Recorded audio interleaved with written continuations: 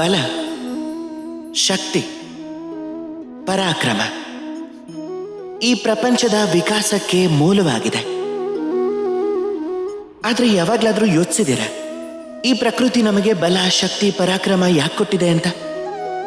ಯಾಕೆ ಅಂದ್ರೆ ನಾವು ಜೀವನದಲ್ಲಿ ಯಾರನ್ನಾದ್ರೂ ಉದ್ಧಾರ ಮಾಡೋದಕ್ಕೆ, ಯಾರಿಗಾದ್ರೂ ಸಹಾಯ ಮಾಡೋದಕ್ಕೆ, ಯಾರಿಗಾದ್ರೂ ಒಳ್ಳೇದನ್ನು ಮಾಡೋದಕ್ಕೆ, ಯಾರೋ ನಿರ್ಗತಿಕರು ದುರ್ಬಲರನ್ನ ರಕ್ಷಣೆ ಮಾಡೋದಕ್ಕೆ, ಈ ಬಲ, ಈ ಶಕ್ತಿಯ ಉಪಯೋಗ ಮಾಡ್ಕೊಳ್ಳೋದಕ್ಕೆ.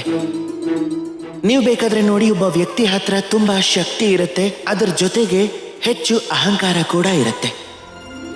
ಅವನು ತನ್ನನ್ನೇ ಸರ್ವಶ್ರೇಷ್ಠ ಅನ್ಕೊಂಡಿರ್ತಾನೆ, ಕೆಟ್ಟ ಕೆಲಸಗಳನ್ನ ಮಾಡ್ತಾನೆ.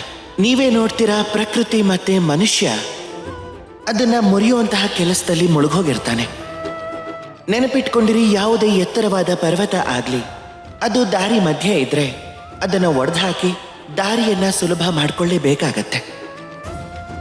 ಒಂದ್ ವೇಳೆ ನಿಮ್ಮ ಹತ್ರ ಶಕ್ತಿ ಇದ್ರೆ, ಬಲ ಇದ್ರೆ, ಪರಾಕ್ರಮ ಇದ್ರೆ ಅದರ ಸದುಪಯೋಗ ಮಾಡ್ಕೊಳ್ಳಿ. ಯಾರಿಗಾದ್ರೂ ಸಹಾಯ ಮಾಡಿ, ಯಾರನ್ನಾದ್ರೂ ರಕ್ಷಣೆ ಮಾಡಿ. ನೀವೇನಾದ್ರೂ ನಿಮ್ಮ ಶಕ್ತಿಯನ್ನ ದುರುಪಯೋಗ ಮಾಡ್ಕೊಂಡ್ರೆ ಆಗ ನೆನಪಿಟ್ಕೊಳ್ಳಿ, ನೀವೇ ನಿಮ್ಮ ವಿನಾಶಕ್ಕೆ ಆಹ್ವಾನ ಕೊಟ್ಟ ಹಾಗಿರುತ್ತೆ. ಈಗ ಬಲವನ್ನ ಪಡ್ಕೊಂಡ್ಮೇಲೆ, ಈ ಶಕ್ತಿಯನ್ನ ಪಡ್ಕೊಂಡ್ಮೇಲೆ ನೀವು ನಿಮ್ಮ ವಿನಾಶವನ್ನ ಬಯಸ್ತಿರೋ ಅಥವಾ ಈ ಪ್ರಪಂಚದ ಉದ್ಧಾರನ ಬಯಸ್ತಿರೋ? ತೀರ್ಮಾನ ನಿಮ್ಮದೇ. ರಾಧೇ ರಾಧೇ.